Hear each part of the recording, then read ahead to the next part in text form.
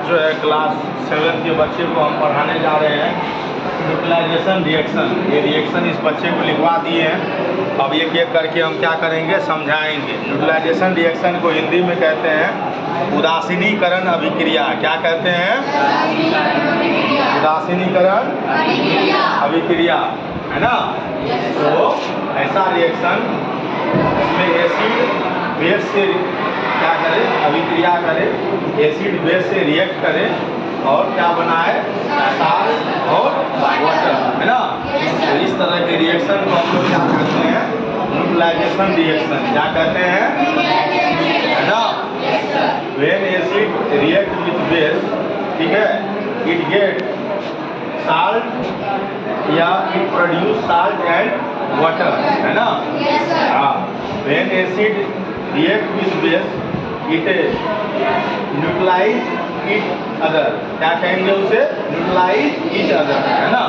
समझा। तो एसिड जब बेस से अभिक्रिया करेगा तो एक दूसरे के प्रभाव को उदासीन कर देगा, एक दूसरे के प्रभाव को, है ना।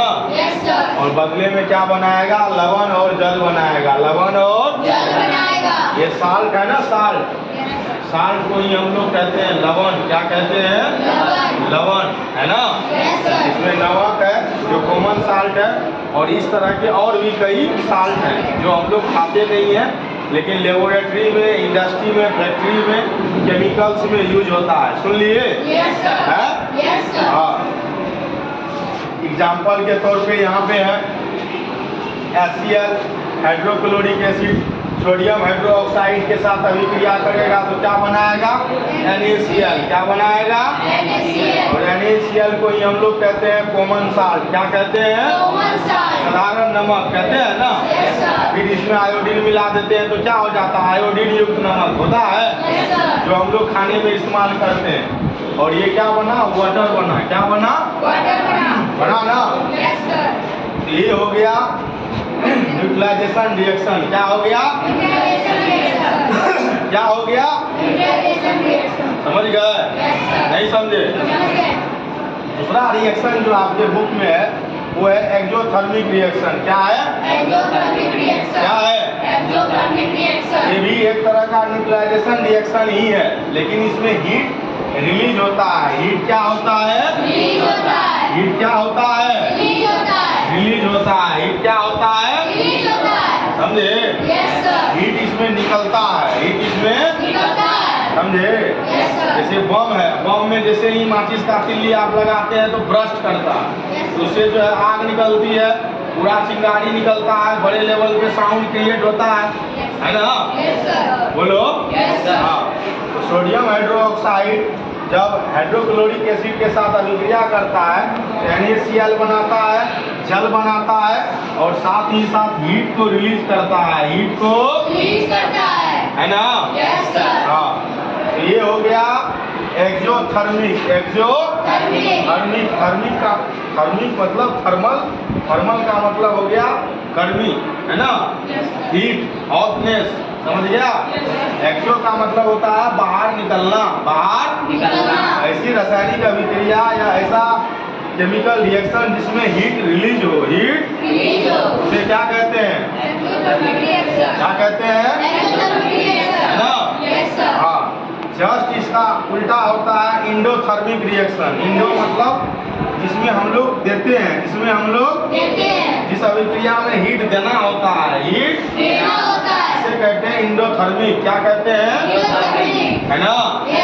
इंडोथर्मिक रिएक्शन ये है कैल्शियम कार्बोनेट। इसे क्या कहते हैं, कैल्शियम कार्बोनेट। बोलो, कैल्शियम कार्बोनेट। कैल्शियम कार्बोनेट को जब हम लोग गर्म करते हैं तो ये टूटता है कैल्शियम ऑक्साइड में और कार्बन डाइऑक्साइड में, समझे।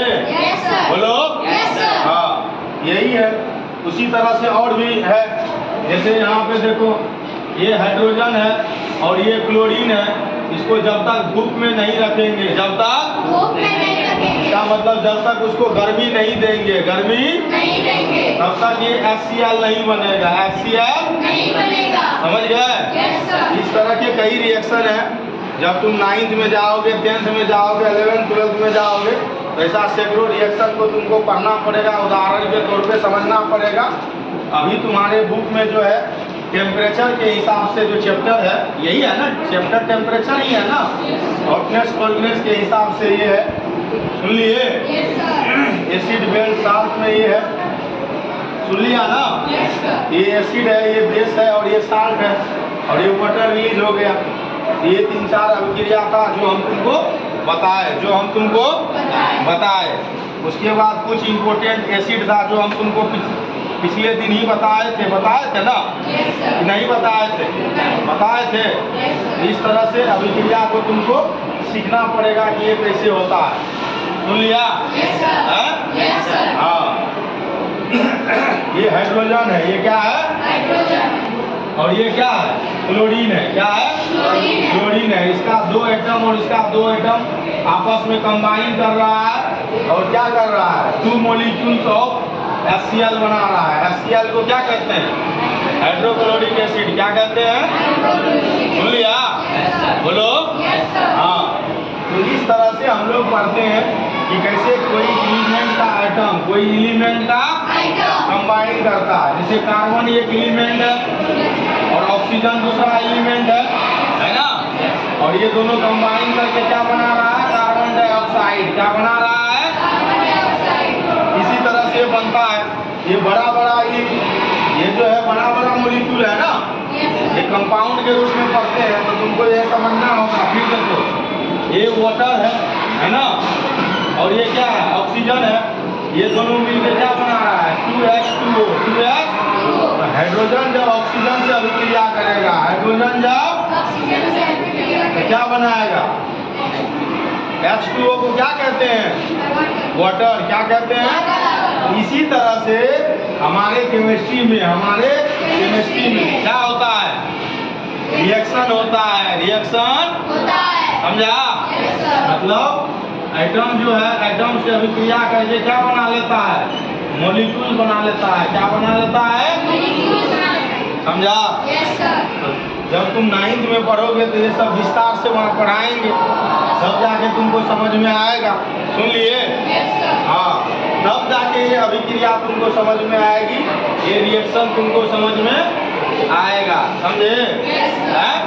हाँ, यहाँ चूंकि एसिड बेस चैप्टर था, थोड़ा सा एसिड बेस अभिक्रिया करके साल्ट और वाटर बनाता है, और इसको न्यूट्रलाइजेशन कहते हैं, क्योंकि ये न्यूट्रल हो जाता है, एक दूसरे का पावर क्या होता है, न्यूट्रल हो जाता है ना। हाँ, ये सारा चीज है जो हम तुमको बताए, तुम समझ गए। चलिए, ये चैप्टर यही समाप्त होता है। अब हम लोग पुनः मिलेंगे गर्मी की छुट्टी के बाद। हमारे सभी बच्चे को समर वेकेशन की ढेर सारी शुभकामनाएं। घर पे जाए, होमवर्क बनाए, खूब इंजॉय करें, आम लीची कटहल वगैरह खाए, और घूमने के लिए जहाँ जाना हो घूमें। इन सभी शुभकामनाओं के साथ हमारे दर्शकों को भी थैंक यू।